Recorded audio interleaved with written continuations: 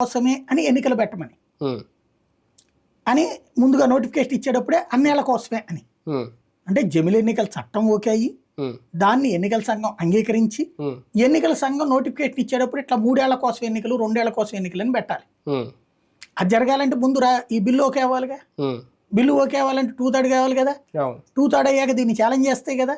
అవును ఇందులో ఓ మమతా బెనర్జీ ఛాలెంజ్ చేస్తుంది, స్టాలిన్ ఛాలెంజ్ చేస్తాడు, ఉమ్, కాంగ్రెస్తో ఉన్నటువంటి పక్షాలన్నీ ఛాలెంజ్ చేస్తాయి, ఉమ్, అందరూ వ్యతిరేకిస్తారు. అవును ఇంకెలా వర్కౌట్ అవుతుంది? అదే. ఇంకోటి ఈవెన్ భారతీయ జనతా పార్టీ భాగస్వామ్య పక్షాలు కూడా కొన్ని విభేదిస్తాయి ఉమ్, దీంతో. ఉమ్, జేడీయూకి ఇష్టం లేదు, ఉమ్, తెలుగుదేశానికి ఇష్టం లేదు, ఉమ్, ఇట్లాంటి వాళ్ళకి ఉండదు. అవును కాబట్టి జమిలి ఎన్నికలు అసాధ్యం నా దృష్టిలో. మొన్న ఢిల్లీ వెళ్ళినప్పుడు జగన్మోహన్ రెడ్డి గారు తర్వాత మీడియా ముందు మాట్లాడినప్పుడు ఇక్కడికి వచ్చిన తర్వాత కాంగ్రెస్ పార్టీ ప్రస్తావన తీసుకురావడం అంటే ఏదో కూటమి వైపు మొగ్గు చూపాలి అనే ఆలోచన, ఆ మనసు మారే దిశగా ఉన్న ఆయన ఆలోచన కానీ ఆయన మాటలు కానీ అనిపించింది. లేదు, అందులో నాకు ఒక గేమ్ కనిపించింది.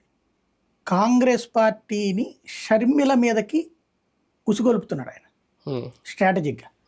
ఎందుకు అంటే అక్కడ కాంగ్రెస్ ఇక్కడ ఇద్దరికి సంకేతం ఇచ్చాడు.